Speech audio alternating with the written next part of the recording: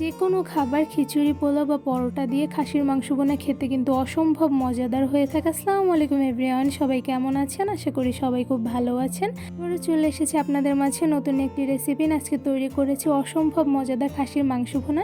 এই খাসির মাংস ভুনা দেখতে যেমন মাশাআল্লাহ সুন্দর হয়েছে, খেতে কিন্তু অসম্ভব মজাদার হয়ে থাকে। এই মজাদার খাসির মাংস ভুনা আমি কিভাবে তৈরি করেছি সেই রেসিপিটি আজকে আপনাদের সঙ্গে শেয়ার করব। তো দেরি কিসে, চলুন খাসির মাংস ভুনার ফুল রেসিপিটি দেখে নেই। খাসির মাংস ভুনা করার জন্য প্রথমে আমি এখানে কিছু খাসির মাংস নিয়ে নিয়েছি। খাসির মাংসগুলো কিন্তু আমি খুব সুন্দর করে ছোট সাইজ করে কেটে দেন ভালোভাবে ধুয়ে ক্লিন করে নিয়েছি। আপনারা ঠিক যতটুকু পরিমাণে খাসির মাংস ভুনা করবেন ঠিক সেই পরিমাণে নিয়ে নেবেন। এখন এই মাংসগুলো আমি কিছু মশলা দিয়ে মেখে নেব। তো প্রথমেই দিয়ে দিয়েছি পেঁয়াজ কুচি। এখানে পেঁয়াজ কুচি দিয়ে দিয়েছি 1 কাপের মতন। পেঁয়াজ কুচিটা বেশি দিলে খাসির মাংস ভুনাটা বেশ মজা লাগে খেতে।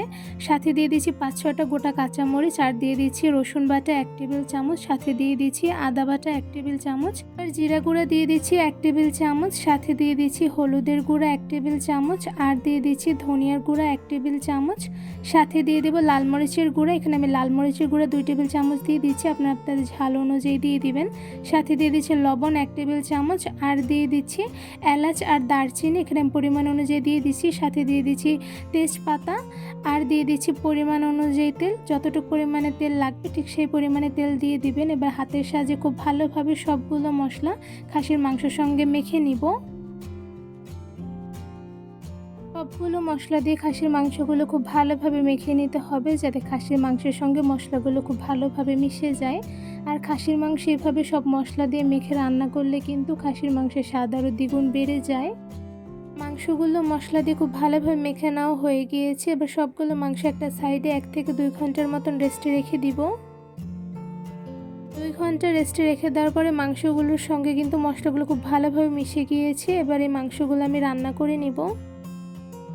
খাসির মাংসগুলো রান্না করার জন্য একটি কড়াইতে সবগুলো মাংস দিয়ে দিয়েছি। এবার একটা চামচের সাহায্যে খুব ভালোভাবে সবগুলো মাংস নেড়ে নিব। খাসির মাংসগুলো খুব ভালোভাবে নেড়ে নেওয়া হয়ে গিয়েছে। এবার চুলার আঁচ মিডিয়ামে রেখে একটি ঢাকনার সাহায্যে মাংসগুলো ঢেকে বেশ কিছুটা সময় জাল করে মাংসগুলো রান্না করে নিব। অনেকটা সময় নিয়ে চুলার আঁচ মিডিয়ামে রেখে জাল করে মাংসগুলো রান্না করে নেওয়ার পর দেখতেই পাচ্ছেন মাংসগুলো কিন্তু অনেকটা পরিমাণে সেদ্ধ হয়ে এসেছে। আর এতে কিন্তু মাংসগুলো আমি একটা চামচের সাহায্যে নেড়ে নিয়েছি। আর অনেকটা সময় নিয়ে কিন্তু মাংসগুলো আমি খুব ভালোভাবে কষিয়েও নিয়েছি। যত মশলা দিয়ে মাংসগুলো কষিয়ে নেওয়া হবে তত কিন্তু মাংসের স্বাদ বেড়ে যাবে। তো এই পর্যায়ে মাংসের মধ্যে দিয়ে দিচ্ছি অল্প পরিমাণে পানি, বেশি একটা পানি দিব না, কারণ মাংস থেকে কিন্তু অনেকটা পরিমাণে পানি বের হবে। এই পর্যায়ে মাংসগুলো আবারও খুব ভালোভাবে নেড়ে নিচ্ছি। সবগুলো খাসির মাংস খুব ভালোভাবে নেড়ে নেওয়া হয়ে গিয়েছে। এবার একটি ঢাকনার সাহায্যে ঢেকে সেম প্রসেসে আরও কিছুক্ষণ মাংসগুলো রান্না করে নিব। কিছুক্ষণ ঢাকনা দিয়ে ঢেকে মাংসগুলো রান্না করে নেওয়ার পর দেখতেই পাচ্ছেন যেই পরিমাণে মাংসের মধ্যে পানি দেওয়া হয়েছে তার থেকে ডাবল পরিমাণে পানি বের হয়েছে। এই পানির মধ্যেই কিন্তু মাংসগুলো খুব ভালোভাবে সেদ্ধ হয়ে যাবে। তো এই পর্যায়ে আমি ঢাকনার সাহায্যে ঢেকে আবারও কিছুক্ষণ রান্না করে নেব মাংসগুলো।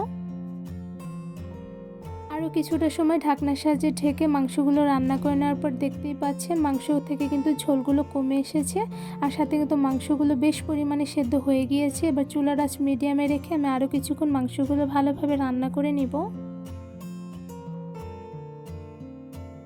একদম মিডিয়াম আঁচে বেশ কিছুটা সময় মাংসগুলো রান্না করে নেওয়ার পর দেখতেই পাচ্ছেন মাংসের ঝোলগুলো কিন্তু একদম মাখা মাখা হয়ে গিয়েছে, আর সাথে কিন্তু মাংসগুলো প্রপারলি সেদ্ধ হয়ে গিয়েছে। এখন কিন্তু পুরোপুরি মাংস রান্না কমপ্লিট। এখন সবগুলো মাংস একটি বাটিতে বেড়ে নিব।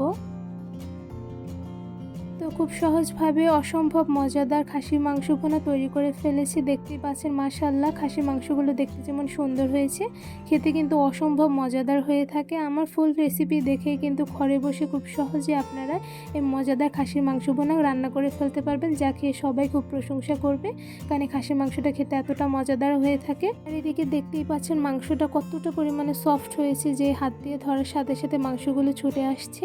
এই মাংসটার ভেতর কিন্তু খুবই জুসিও হয়েছে। আমার এই খাসির মাংস ভুনার রেসিপিটি কেমন লেগেছে তা কমেন্ট করে জানাতে কিন্তু একদমই ভুলবেন না।